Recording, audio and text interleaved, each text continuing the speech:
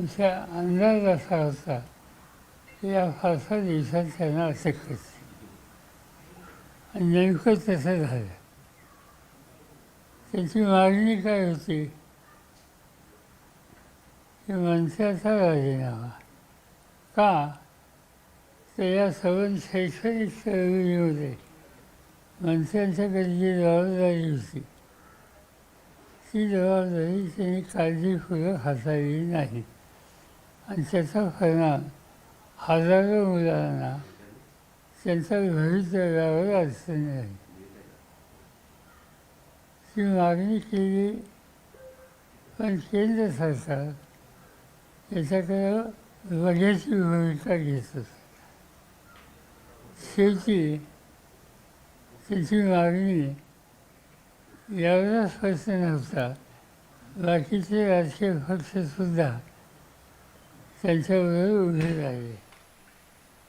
काँग्रेसच्या वतीनं त्याचे प्रतिनिधी गेले, राष्ट्रवादीच्या वतीनं सुप्रियाताई गेल्या, इतर पक्षाचे लोक गेले आणि एक सामूहिक मागणी त्या ठिकाणी करत होते.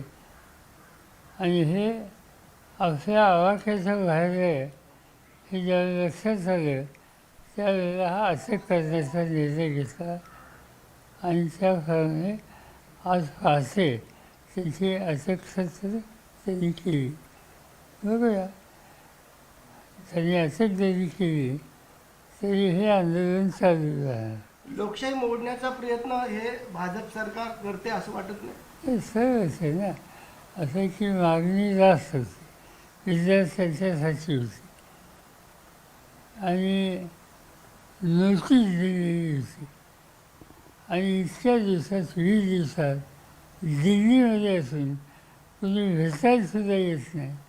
एवढा उद्दामपणा, याचा अर्थ केंद्र सरकार अत्यंत बेजबाबदारपणानं इथं वागतं हे स्पष्ट झालेलं असतं. आणि हे इथे थांबणार नाही.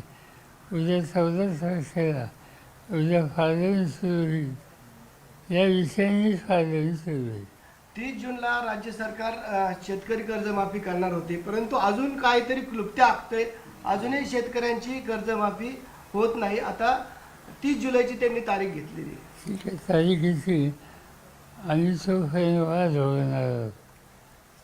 ठीक आहे, खरं म्हणजे तर त्यांच्या अर्थात गेल्या त्या फाळायला हव्या होत्या, पण आता त्यांनी फाळू शकले नाही, ठरवलं, नवीन तारीख दिली, तोपर्यंत आम्ही थांबणार आहोत. कारण आम्हाला आज का उद्या हा महत्त्वाचा प्रश्न नाही. शेतकऱ्याला कर्जमुक्त करणं हे आम्हाला जास्त महत्त्वाचं आहे. ते जर केलं तर आमची तक्रार नाही, नाही केलं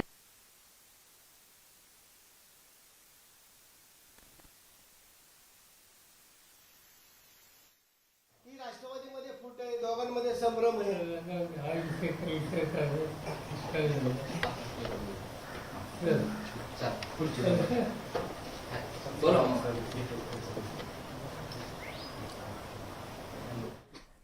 तर सोनम वांगचूक यांचं आंदोलन दडपण्याचा प्रयत्न होतोय. आंदोलनाला मिळणारी प्रसिद्धी पाहून सरकार हादरलं असल्याचं शरद पवार यांनी म्हटलेलं आहे.